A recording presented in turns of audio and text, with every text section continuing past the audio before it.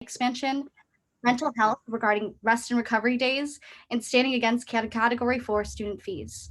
I have the vital experience and insight as to how our university administration works, as well as the hope to do something.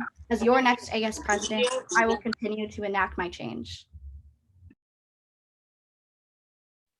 Thank you to you both. So we'll go ahead and get started with our first question, which will go to Bella.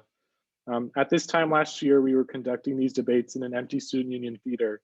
This year, we're on Zoom. And for the past 12 months, students have been tuning into their classes online, and their connection to campus is almost entirely virtual.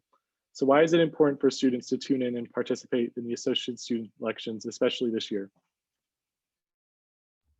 That's a great question. Thank you. So last year, I was actually standing on that empty debate stage in the Union Theater in the midst of what we thought was going to be a 2-week break from class. Woohoo.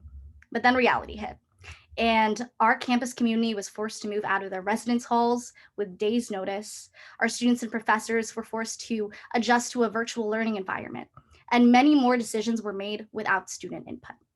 In last year's AS elections, which, to be fair, did take place in the beginning of a worldwide pandemic, had 3,005 student votes. That's 9.5% of our student population. But this December, after the university academic passed to replace spring break with rest and recovery days, a petition to reinstate spring break was created by a student for the students, receiving over 16,000 signatures. That's almost half of our 35,000 student population. So now more than ever, students want to have a say in their future at SDSU. And I believe that our voter turnout will reflect that. So I think the real question here is, who do students want to represent them? And then going a little deeper in that, who are the people who've been consistently creating tangible change for the communities that they say that they want to uplift? As a leader in my cultural community, as well as my Greek community, I've implemented my passion for diversity, equity, and inclusion through being the first College Panhellenic Association representative on the AS Student Diversity Commission, as well as serving on my chapter, Alpha Chi Omega's National DEI Work Group. This year, as Executive Vice President, in the AS lens, I've acted on behalf of the student voice by being part of the executive team that drafted the AS letter to President De La Torre, demanding to reinstate spring break, as well as sitting on the campus fee advisory committee and advocating to postpone pre-approved presidential student fees to a time where we were in a literal crisis. I think that this past year has shown us, yes, change is needed from the ground level and up. Myself and my team have been consistent advocates in making change happen through our actions, from the student level to the administrative one. As your next AS president, I will continue to make that change. Thank you. Thanks, Bella. Ashley? I think when thinking about voter turnout, it's important to realize that students are exhausted. Over this period of time from now until last year, it's been important to see that students are broken down. And it's time that they exercise shared governance in order to push us forward. In order for us as executive officers to make sure that we're able to get in with administration, and I plan on pushing administration to make change, we need to ensure that students exercise their voice now. That way, their perspectives are directly reflected. Now, the letter my opponent mentioned, I helped craft and spoke to at the Senate, actually. The very first meeting ever at the University Senate in which students were able to petition and then turn down the original vote to suspend spring break, I had the opportunity to speak at after appointed by the Vice President of External Relations, Armando Sepulveda, to exercise shared governance within the University Senate to the highest degree without being an executive officer at the time. I will also like to say that I'm very passionate about things my opponent was mentioning, and I think it's important to realize I was there. I was in the center during that Zoom call when students were Zoom bombing. Students were very upset at the time, and Zoom bombing is even a strong word to use because they had a right to be there. Students had a right to have their voice heard at that point in time, and they were muted. Their perspective was neglected. And making sure that that moment when I was in front of the University Senate, not once, but twice, the pressure that I felt, it ignited me to go forward and continue speaking for all students.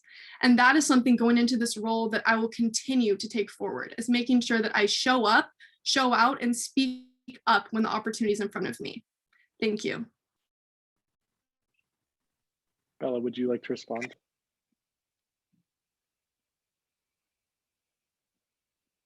No, thank you. So we'll move on to our next question. Okay, so the campus is currently undergoing a massive expansion into Mission Valley, where a satellite campus is being developed. How do you plan to gauge student opinions on this issue and ensure that the final product addresses the needs of students first? What's our order? So it'll go to Ashley. Okay, Ashley, you have 1 minute. I think it's important first to realize that students have a lot of pressing issues right here on this campus. Currently, there are students struggling with mental health, food insecurity, a lot of inconsistencies right now that make it very pressing and concerning that we are so worried about the next campus being built. That being said, I really want to make sure that I'm working with the Vice President of the Mission Valley Expansion, Gina Jacobs, to ensure the student voice is heard. When she came into the AS Board of Directors meeting on Wednesday, I continued to press her, considering that there is no student voice in the current process. One of my goals as AS president that I have explicitly listed is to push for transparency on that project. Given that many students need their voice heard in this process, Mission Valley will be developed by the year 2030. It is easy for the university to press student concerns under the rug right now and bring us into the conversation in 2027. I want to make sure that that does not happen. Going off of that, the Mission Valley expansion, when it was first introduced, and I remember this because at the time I was a freshman and I was taking a very large role in trying to see what information was being voted on. And I remember one of the things that kept being presented to me is make sure that there is affordable housing for students. And that was the whole argument. Students will have affordable housing. They will have another option besides the expensive housing in the college area. Currently, only 10% of student housing on the Mission Valley expansion will be affordable for low-income students. 4,600 apartments are seen to be built. 460 units are said to be affordable. What does that say about our university? What does that say about our student voice? Once again, neglected. And that is why I outwardly built that into my goal going for AS president, because that is something that I will not stand for. I think it's great that the university wants to expand us and push us forward as an institution even further, but we need to question what are we going to do to ensure that that campus, when it comes up, directly serves us, all communities, all identities, and not just one type of SDSU student. Thank you. Thank you, Ashley. Bella, your response to the question? Thank you. So as your president, I will serve as the liaison to our students and administration. But what does that mean? So it's making sure that student input is in every single decision of the Mission Valley expansion, as well as our sooner to be completed project, the ARC expansion. That's paramount. I know we're talking about it being in 2030, but there are places, there are things in plan that obviously do not have the student voice in it. Looking at our own SDSU community, our identity centers were an afterthought. So working with, of course, the Associate Vice President of Mission Valley Development, Gina Jacobs, as well as our Executive Vice President, Cole Wellenstein, and VP of External Relations, Fabiola Moreno, on the Mission Valley expansion project to ensure that, number one, we further the climate action plan that passed last year when I was a voting member of University Council, as well as holding the university accountable to their promise of no increase of student fees, as well as their emphasis on sustainability. In terms of satellite campuses, I also want to refocus on to the things that we already have. So working with the AS president of SDSU Imperial Valley, they have so many resources that we do not utilize and so many resources that we have that we should spread to them. So ensuring that we continue to develop the relationships that we currently have to create opportunities for students across all of our campuses. Thank you. Thank you. And Ashley, would you like to respond? Not at this time. Thank you. Thank you. So move on to the next question. One of the largest issues that students at SUSU face is housing affordability. How would you ensure that future housing plans on campus have the students' best interest in mind when it comes down to price and safety? And we'll go to Bella. For sure. I'll first touch on that point of campus safety. So I have currently had a number of friends, female friends, who have unknown people stalking outside of their houses, following them at home at night, and even breaking in. When the university hired elite security this year to track down parties, I would work as president with the university PD and administration to utilize elite security to ensure the safety of our SDSU neighborhood. When we're talking about housing affordability, let's look at SDSU's Sophomore Quest program. And this program forces non-local freshmen and sophomores to live in campus housing. Initially, this program was implemented to students that live on campus, and they said that they would have better academic standings, higher retention and graduation rates due to the increased accessibility of campus resources. And these are great benefits. But the Sophomore Quest completely ignores the burden that it places on low and middle income students. For the past 2 years, I've lived at Emmett College, an affiliated property with San Diego State that meets sophomore success requirements. I pay $1,450 for a single in a 3-bedroom apartment. Many off-campus housing options around SDSU offer that rent for singles under $600 a month.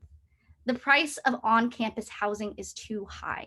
I will work as president with my VP External, Fabiola Moreno, to advocate for AB 1277, which would allow for affordable housing to be built in an expedited manner and allow students to come back onto campus this fall with affordable housing options in mind.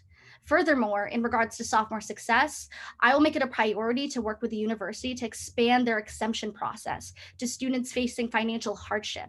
And furthermore, collaborate with my VP of University Affairs, with my VP Finance, Abby Tamayo, to distribute those funds allocated from the CARES Act to the Economic Crisis Response Team. And that would be used for our students to make sure that coming into school next fall, they have the much needed financial support. Thank you. Thank you. Ashley?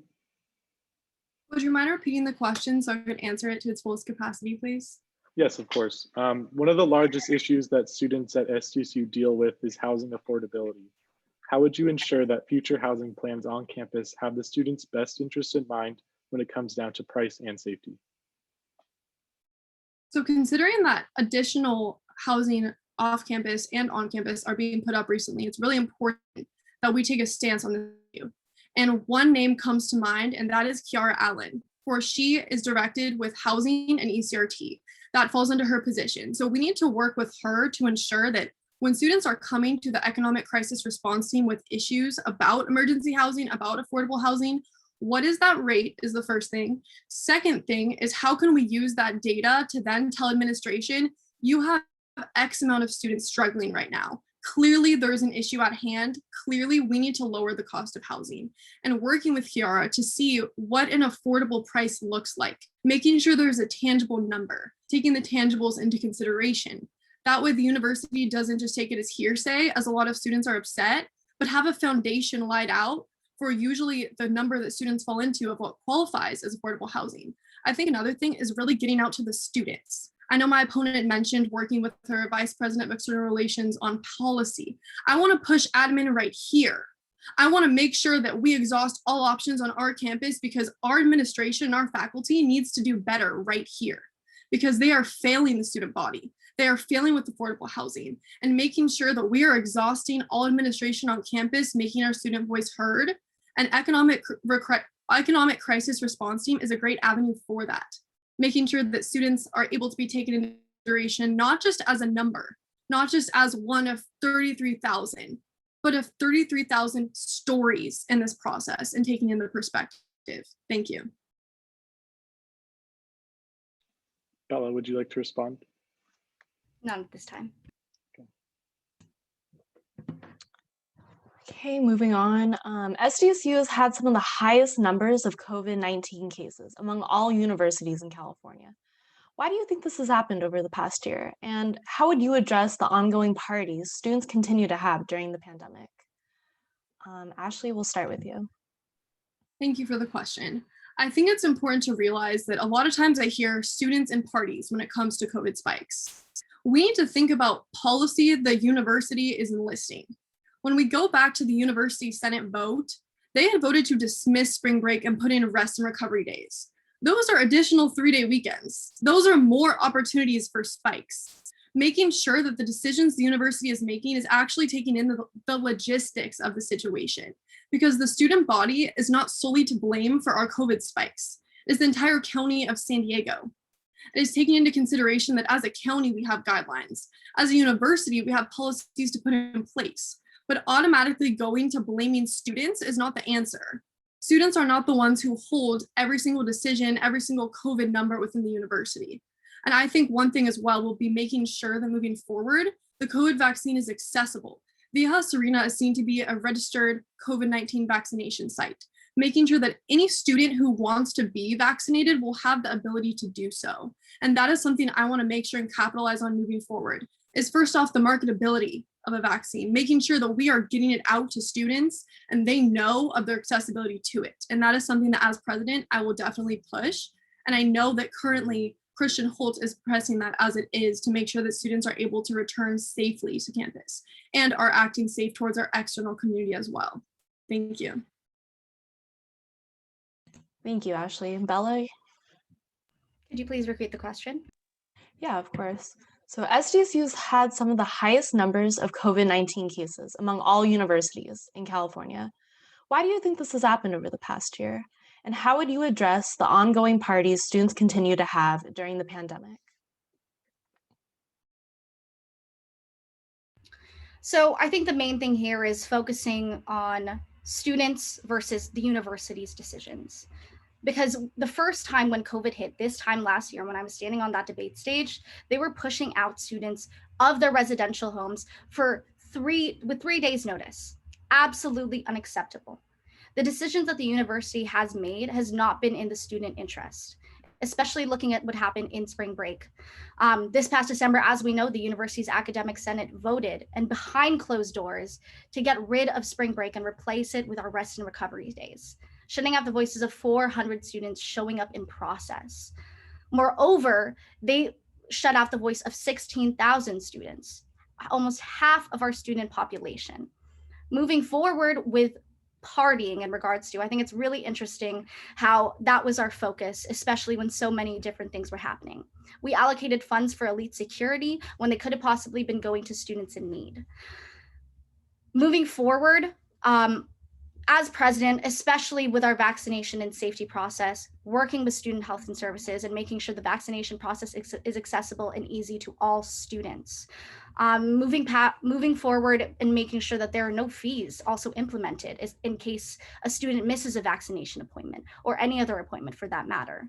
These are services that should be already paid for and provided with the tuition that we already pay. There should be no increase for health services moving forward to have an actual inclusive community with our safety moving forward.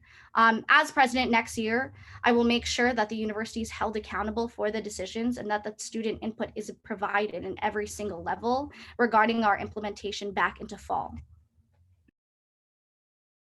Great, thank you, Bella. Ashley, would you like to respond? Not at this time, thank you. So next question, we'll go to Bella first. A majority, if not all of your slate is in a Greek organization. How would you ensure that voices outside of that community are not being drowned out? Yeah, that's a great question. So I am a leader in the Greek community and I'm passionate about that Greek experience, but that is also not the only space on campus that I have been a part of. Other than AS, I've been a part of the APITA and Latinx community. I've also been welcomed into cultural RSOs, such as the Asian Pacific Student Alliance, AB Samahan, Pacific Islander Association, the Latinx Student Union, and even receiving Shabbat meals from Rabbi Shalom of Chabad. This has given me the inspiration and motivation to serve not just my cultural communities, but uplift all identities on this campus. In the question that was just asked, it portrayed Greek organizations in a way that a lot of other students in different communities feel separated, othered. Coming into Greek life and even AS as a new member, I did feel like there was this divide between traditionally represented voices on campus versus those that were underrepresented. For me, I saw that as an opportunity to make change and start bridging those divides through collaboration.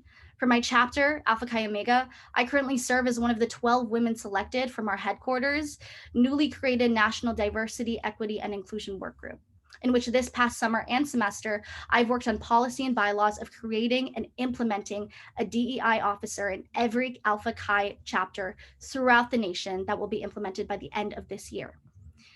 Coming back to school, as the director of campus relations for Panhellenic, I have been the first Panhellenic representative to sit on the AS Student Diversity Commission, and more recently, I've also collaborated with Tijuana Home Build, Greeks Gone Green, and chapters of IFC for Sustainable Contactless Service Fundraiser, in which all proceeds would go to TJHB's mission of building a home.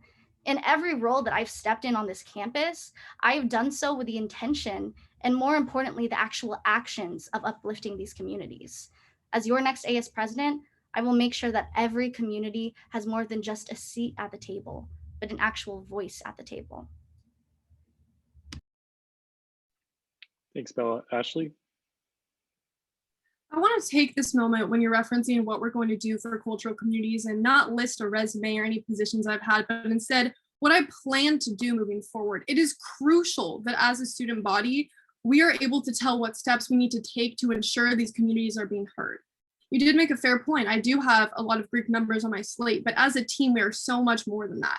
And I acknowledge that being a woman with identity in general, being a single student representative is not enough for the student voice, which is why I wanted to decide to implement a presidential committee that will sit right alongside me throughout the entirety of my term, implementing sports teams, for example, implementing someone who's a representative from commuter life, transfer life, all identity centers, someone who is able to speak for all of the communities that are traditionally not heard on our campus, extending past just ethnicity and culture, but also our different campus communities that rarely are invited into Associated Students conversations. I want to make sure that every decision I made is being advised with leaders, not just in AS, because although Associated Students can be very productive for the student voice, it's about pulling those people outside and not just going into their communities and asking their perspective, but giving them a seat right next to mine to make sure that when I go into every setting, it is not just advocacy, it is intentional advocacy. It is representative advocacy. It is something that actually has data to back it up, because I want to make sure if I'm speaking for the students, that I can go back to students afterwards and reflect on how they felt about my decision, how they felt about my claim, how they feel about how I'm acting and behaving or operating in my role. And I'm open to all of those questions. I also want to add that I know my opponent continues to mention she's the first ever to sit on the Student Diversity Commission as a Panhellenic woman, but that also is clearly outlined in the Associated Students Vice President role. So thank you for that. I appreciate the time. Bella, would you like to respond?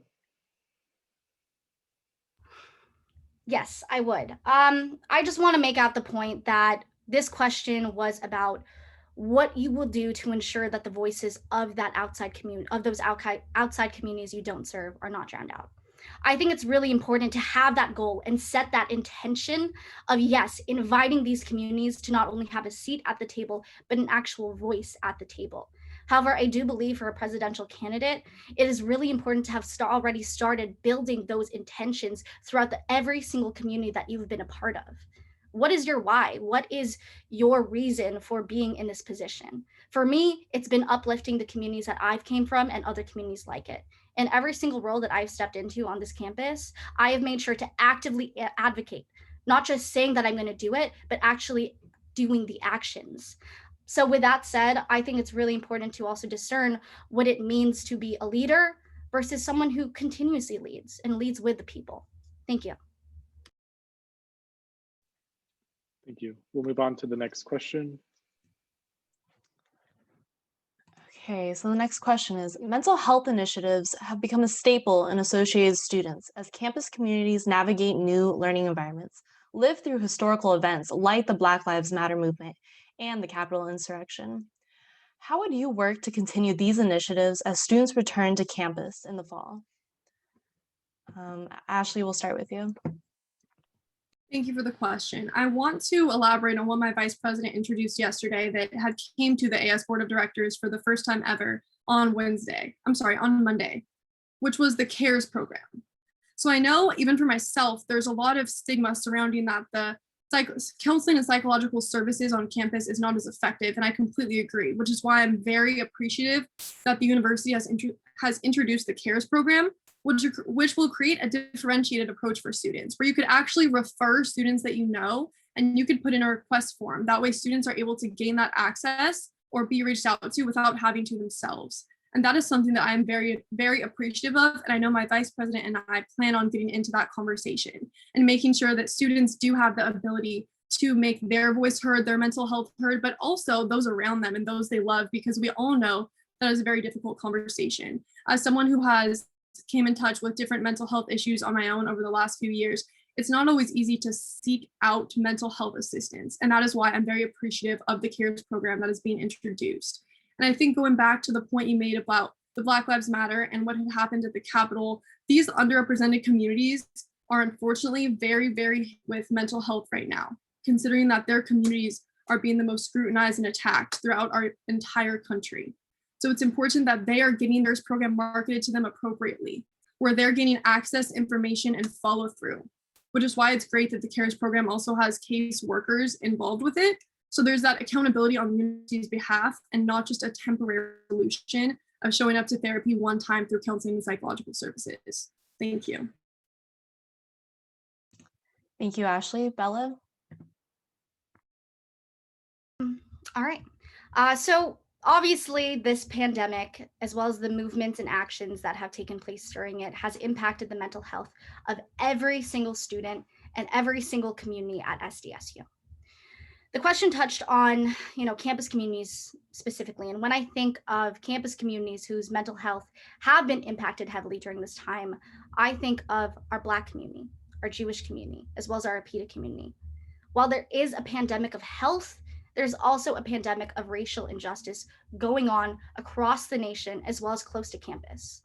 There are certain things that only people who are a part of those communities could understand. As president moving forward, I will utilize the CARES program and also work alongside Jennifer Ricard, the Director of Counseling and Psychological Services, to implement more funding for counselors and therapists among the various identity centers on campus, who will actually be those people who are able to understand those unique experiences and already have built those relationships with the students who attend those identity centers. I'd also like to note that although mental health initiatives are a staple of Associated Students, they have not been for the University Senate and the President's office. That was proven this December when the request to reinstate spring break from over 16,000 students were ignored and shut down. Rest and recovery days are not enough. No AS mental health initiative could repair that damage done by the university's complete disregard for our mental health of students. There is so much work to be done with rebuilding that shared governance between AS, the University Senate, and the President's office to make sure that mental health is a priority for not just AS, but all governing bodies. As president, I will make sure that that is the ultimate priority. Thank you. Thank you, Bella. Ashley, would you like to respond? Yes, I would like to respond, please. Thank you. I did want to add, my opponent made a very great point about making sure in the University Senate that those concerns are more vocalized, and that as president, she wants to do that. I want to bring to the table, she's currently vice president. So I'm curious as to why she wasn't at the University Senate speaking on the students' behalf, being a part of the current administration that let that vote go through. As someone who sits on the Associated Students Board of Directors, I took a very passionate role in writing that letter and speaking on the floor, as mentioned previously.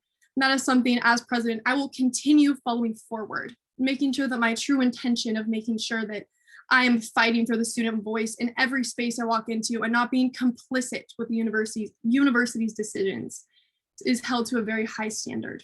Thank you. Thank you, Ashley. We'll be moving forward.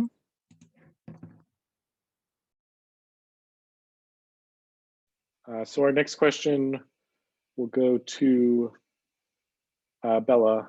How do you plan to make yourself accessible to students?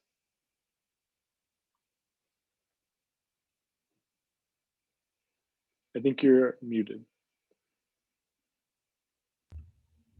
My bad. Okay. How do I plan to make myself accessible to students? So my role as the liaison between students as well as the university is vital. Making sure that I'm accessible to students in every single facet is something that I really want to implement. I really want to implement moving forward office hours, but not only using those office hours to go into these different RSOs. As president, you're going to be really busy. It's a fact. You're going to be working with administration, faculty on a constant level. But it's really important to never forget the communities that you came from and you actually serve. Throughout my 3 years here at SDSU, I have been accessible to cultural, academic, service, and more communities on campus. I have an active role in TJHB, other orgs such as Women in Science Society, APSA, and more. So making sure, number one, that you already have that ground level work with the students to make sure you're accessible. Because if you don't know what the student voice is coming into this, and you haven't been actively listening and advocating in those spaces, not just AS, but the other spaces that you consume, how are you going to push forward that as president? So moving forward, making sure to stay at the student level. As a fourth year, I will still have the time to work with students, even though I will be graduating, but making sure that they are a priority and continuing to expand my involvement, not just in AS, but the other communities that I strive to represent. That is how I will maintain that connection. Thank you, Bella. Ashley? Hi, I would actually like to reintroduce what I mentioned earlier about the Presidential Advisory Committee that I want sitting right next to me during my term. I think a lot of accessibility is making sure that I'm not just accessible for moments or hours, but a long-lasting relationship that I plan to have and cultivate with these centers. And through different discussions I've had with different cultural leaders, it's really great to hear that they would be interested in this advisory committee, considering that a lot of cultural communities are not traditionally linked to AS to the same degree. And AS has traditionally not done its outreach to ensure that there are cultural leaders and other leaders from underrepresented communities involved in these conversations. So as far as accessibility, I want to make sure that they're just not accessibility to myself, but accessibility to administration, accessibility to the rest of associated students, and all of the conversations and information I'm receiving to the same capacity that I am for the most part. And that would mean really pushing that advisory committee and making sure I appoint people to that really are passionate about their prospective communities, opinions, and relationships. Thank you. Thank you, Bella. Would you like to respond? Yeah, just a quick point that I would like to further on myself. I mean, it's totally important to bring these communities into the fold, but not just for that, actively stepping into those communities, making sure that you're not just a leader representing AS, but a leader also representing those in which you came from. I feel like I've done so in the spaces that I occupy, and just making sure moving forward, not to just make AS, this separate entity, but really a governing body for all students. Thank you. Okay, moving forward. So to put it simply, if elected, what do you plan to be your top 3 priorities during your service? We'll start with Bella. Thank you. So my top 3 priorities moving into next fall. The first one is incorporating those shared hopes and visions of student organizations and communities through providing them platforms such as in AS initiatives such as Rock the Vote, Aztecs Rock Hunger, and Your Voice Matters. Furthering that through mental health campaigns, actually bringing them into the fold, working with my EVP Cole to make sure that we have a council based on mental health, because it is such a unique experience for each and every different community. Secondly, ensuring equitable transitions back in hybrid instruction, activities, as well as campus life. So coming back to the fall, a lot is unknown. I'll work with my VP of University Affairs, Robson Winter, and I'll work to expand that credit, no credit to both online and in-person courses for both the fall 2021 as well as the spring 2022 semester.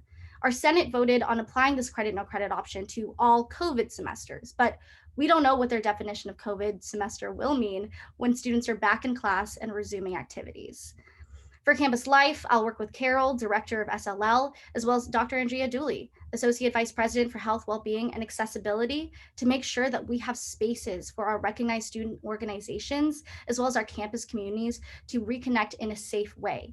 Looking forward, what that means with athletics, homecoming, making sure there are the possibility of bringing back socially distanced tailgates and other fun opportunities to really have that SDSU pride. Lastly, of course, demanding that the student voice be heard. through strengthening shared governance, through the implementation of new spaces, positions, opportunities for students within AS, the University Senate, as well as the President's Office, to ensure that our voices carry equal weight in deciding every single matter that affects us. This is what I will implement, and I've been actively working to create that change. Stepping into the fall, I believe my team is the best at creating the change that we seek to have. Thank you. Thank you. Ashley? As far as my 3 priorities go, I think it's important to realize the frustration students have, and when I formed those, I feel I really took those into consideration. One of which is financially. Students are at a large financial burden right now. Regardless of how they started their college experience at this point in time, because of COVID, many students are financially struggling, which is why I plan on working with my Vice President of Financial Affairs, Austin Barber, on making sure students get the funds they need. Because as he mentioned on Monday, there are many associate students' funds that are not tapped into. The second thing is expanding on scholarship opportunities. Some of the largest sums of money through grants and financial aid are based off of one number, the expected family contribution, which is why I want to really add additional scholarship opportunities to our other scholarships to make sure students have accessibility to more money to support their education long-term and not just in the moment. The third is really expanding and elaborating to create a transparent Mission Valley expansion project, because this is something that impacts our students of today to make sure that students here on the main SDSU campus are still getting the attention, focus, and recovery they deserve, but also something that impacts our students of the future. I want to make sure, as I mentioned earlier, the student voice does not go unheard on that. And I think a key point to this, of my goal, making sure to be transparent, is that this is an issue that will be going on for students for a while. So as president, I want to take this on right now to make sure I put us in the best place possible for our future students, our current ones, and our community as a whole. Thank you. Thank you, Ashley. Bella, would you like to respond? I will say a lot of the points that you did touch on are goals that we also share. Working with my VP Finance, number one, for the ECRT, we did receive millions of dollars in CARES funding. Half of that is still available. So working with my VP Finance to implement those goals and offering scholarship opportunities. AS does offer study abroad scholarships currently, but expanding that, because the average student doesn't have the funds to have basic needs. So working with my VP Finance, number one, to execute her goals, as well as all of the other executive officers who will create that tangible change and have been doing so far. Okay, thank you. Moving forward, we're gonna go to student questions now. Yeah, so this question will go to Ashley. How have your actions and past roles that you've spoken about, let me start over. How have your actions and past roles spoken to your ability to understand the question of environmental justice and sustainability in discussions of Mission Valley and our home campus? Thank you for the question. I actually, throughout my freshman and sophomore year, worked very closely with the Commissioner of Greenlove, especially moving up to when the wonderful, Courtney Ransom and Kelly Renton introduced the finalized climate action plan, and really making sure that the climate action plan is still taken into consideration and pushed.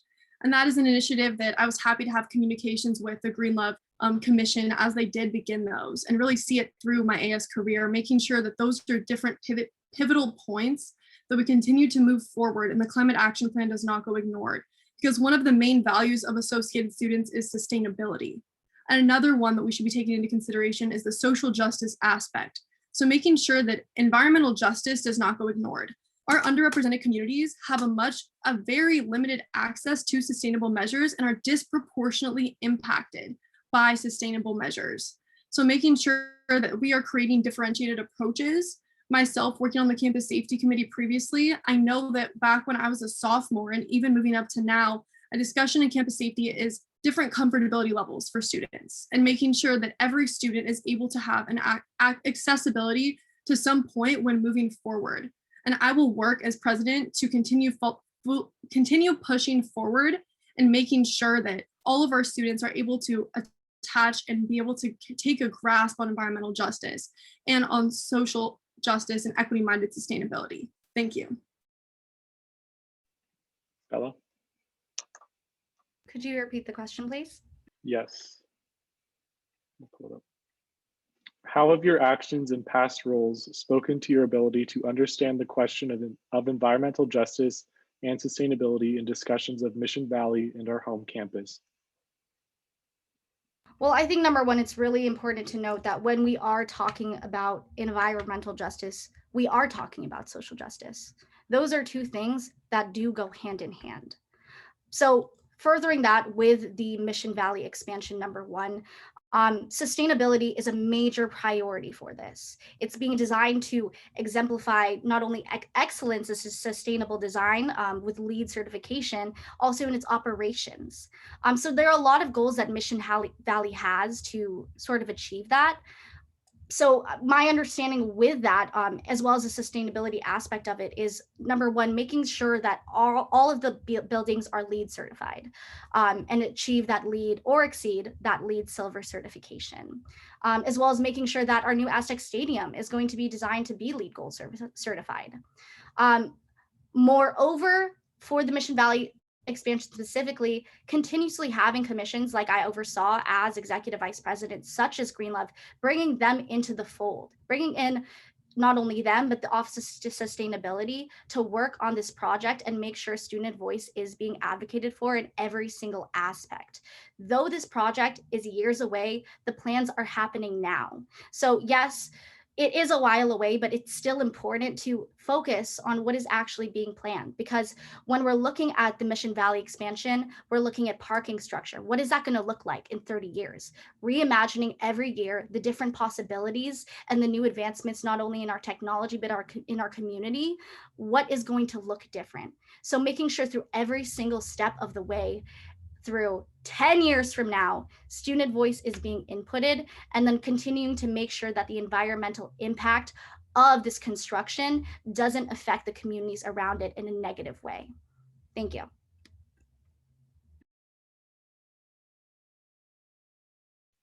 Ashley, would you like to respond? No, thank you. Okay, moving forward with the next student question. This will be for Bella. How will you work with the different campus auxiliaries to improve the student experience?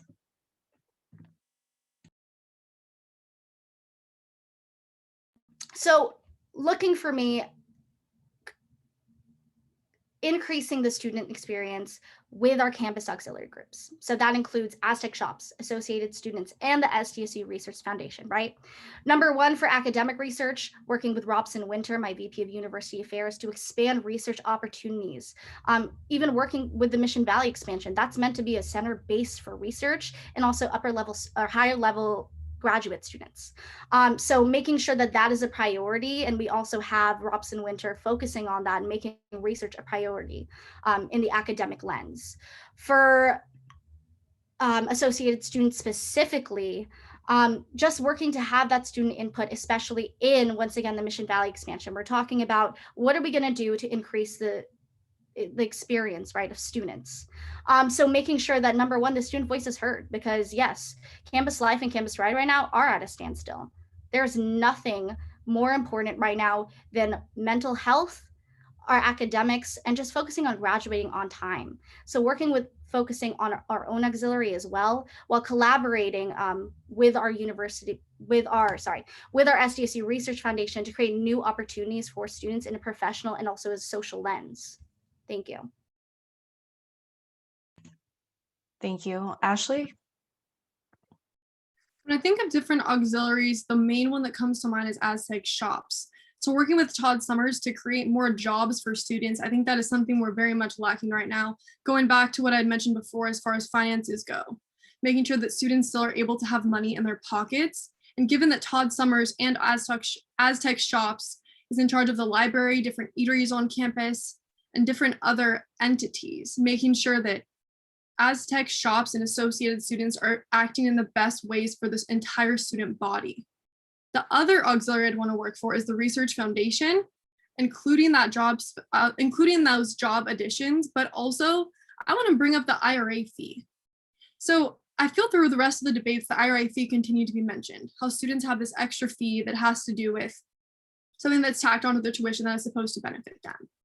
Well, 90% of the IRA fee currently goes to faculty research, and 10% is going to student success.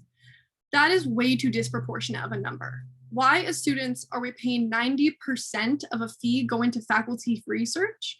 It needs to be 10% student success. Those should be reversed. So I want to make sure as president that I am looking into why this fee exists, how it does, making sure that I realize that the student success fee and the IRA fees are impacting students correctly. Thank you. Thank you, Ashley. Bella, would you like to respond?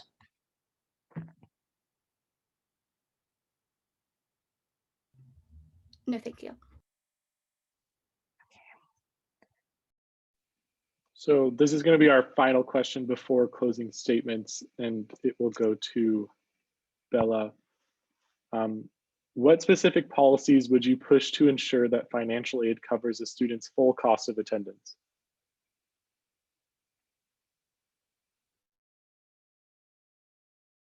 I think it would really mainly be working with CSSA as well as my VP external to look at these policies and have that real overview. In terms of student fees and it being covered, really looking number one at affordable housing. Looking back into SDSU's reconsideration, number one, of affordable housing on campus. So with that said, refocusing back onto sophomore success. One of the main things that is unaffordable right now is housing. And that plays a really large impact on students not knowing whether they are going to be coming back into campus in the fall. And that does play a really big role in deciding if they're going to have, an actual experience of campus life and campus pride, because that is also what their tuition is going towards.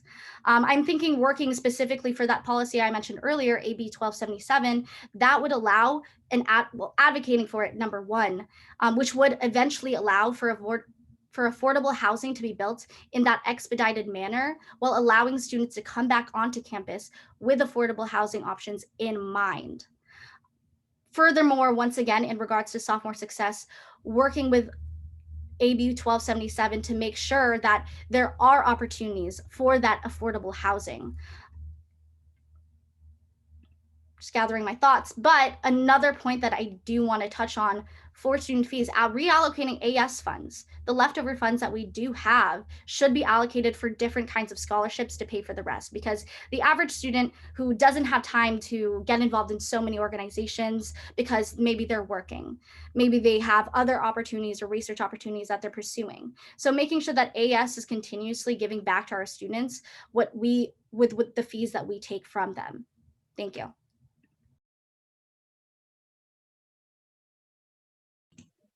Ashley? Yeah, so I want to go back to the original question, which, if I understand correctly, had to do with all of tuition and ensuring what policy could allow students to have their tuition paid to the highest capacity in full. And for me, that would be focusing on AB 288, which has to do with private scholarship money that students receive won't displace the financial aid they receive. So this will allow students to pay for the real cost of college, and it's called the Scholarship Displacement Act. This act is pivotal for the question you're referencing, given that it has to do directly with the tuition, as you mentioned. And I know a lot of times for private scholarship money, this affects the financial aid because this is taken in when students are analyzed for their annual EFC, making sure that that EFC is not displaced, altered, or manipulated, and that students have the ability to gain access to as much financial support as possible. Thank you. Bella, would you like to respond? Yes. So furthermore, I'd just like to talk on the point of working with my VP External Relations. Number one, focusing on the Cal Grant modernization. And that's basically a student-centered framework for modernizing financial aid. That is going to make it a simplified and streamless state aid. That's a key policy for it. It'll address equity, number one, by reducing eligibility barriers, as well as reducing that student debt, as well as providing more financial aid for students, as well as the total cost of attendance. So working more with external relations on those outside policies that are going to affect not just San Diego State students, but students across all of the CSUs.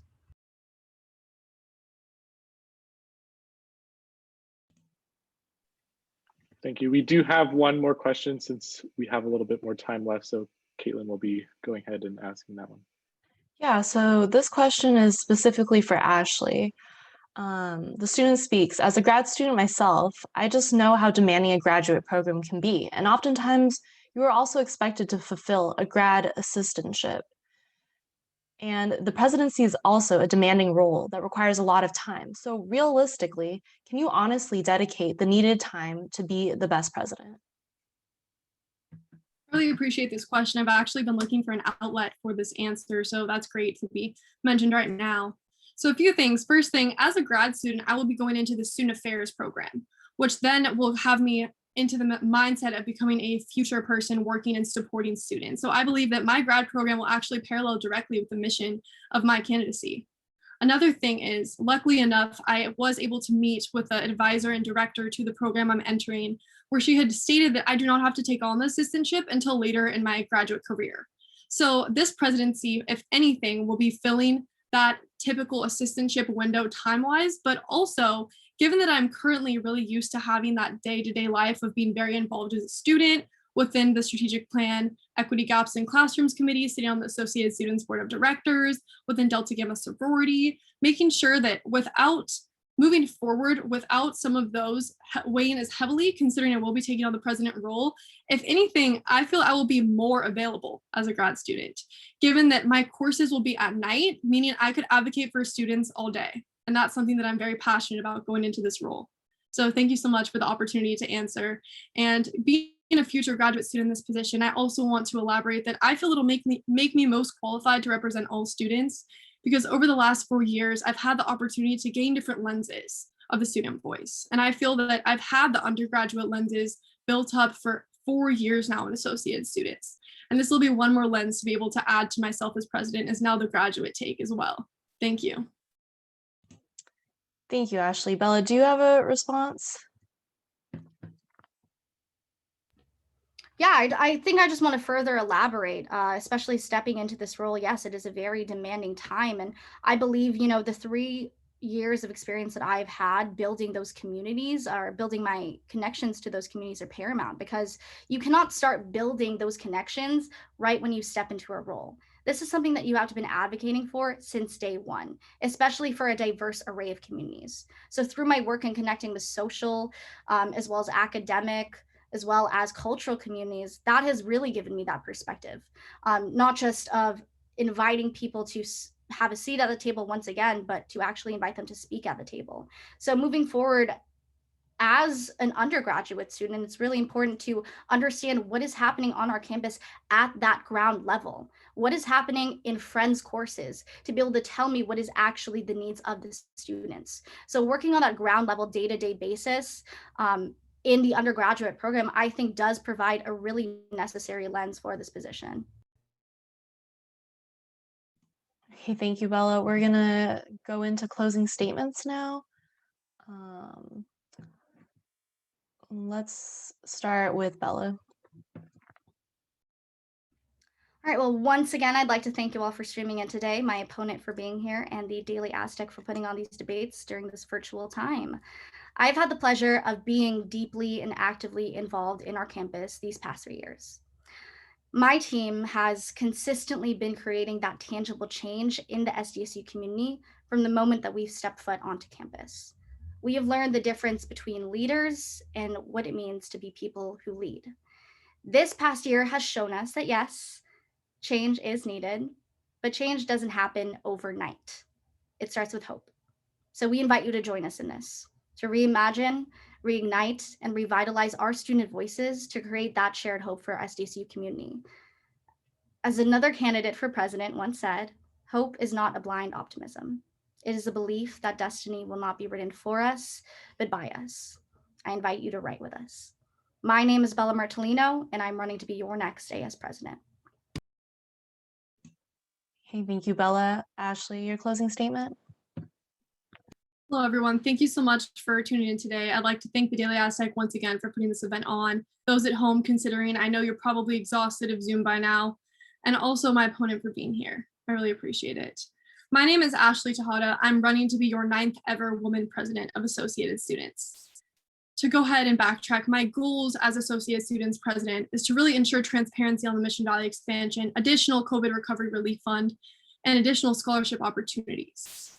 Now, I believe that my experience and my candidacy lies in my exposure to different campus issues over these last 4 years and the steps that have been taken because of it. We are at a campus issue right now. As a student body, we are wondering, how will we get back onto campus? What will it be like when we return? And that is something that I am very prepared and passionate to take on.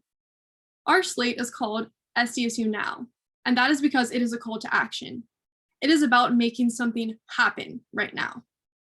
We need immediate advocacy. We need steps taken to ensure a lasting impact for years to come, and even a lasting impact from 3 months from now, ensuring that we go ahead and move on an upward mobility forward.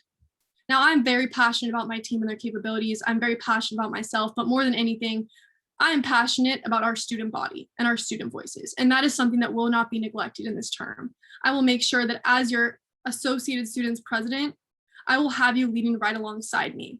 Because the president, although it usually is put on a very large platform, I recognize it is a very privileged position. Being president and representing 33,000 students is a privilege. So what will I do with that privilege is what I want to leave you with. And I want to leave you with the thought that I want to utilize that privilege to do better, to do good by the student body, but more importantly, to have you serving right alongside with me so I can best support you, your visions, and properly represent and advocate for you in any and all spaces. Thank you for coming today. I really appreciate it. My name is Ashley Tejada, and I'm running to be your 9th Woman Associated Students President. Thank you. Thank you to the two of you and everyone here. Thanks again for tuning in. And thank you to all the candidates who participated in these 3 days of debates. Here at the Daily Aztec, we view it as a privilege to put this on, and we appreciate you working with us to do it. Recordings of all 3 nights of debates will be available on the Daily Aztec website, as well as our Twitter, Instagram, and Facebook accounts, and on YouTube. And once again, quick reminder, voting begins on March 22nd on the SCC web portal, and I'll leave you all with that. Thanks again.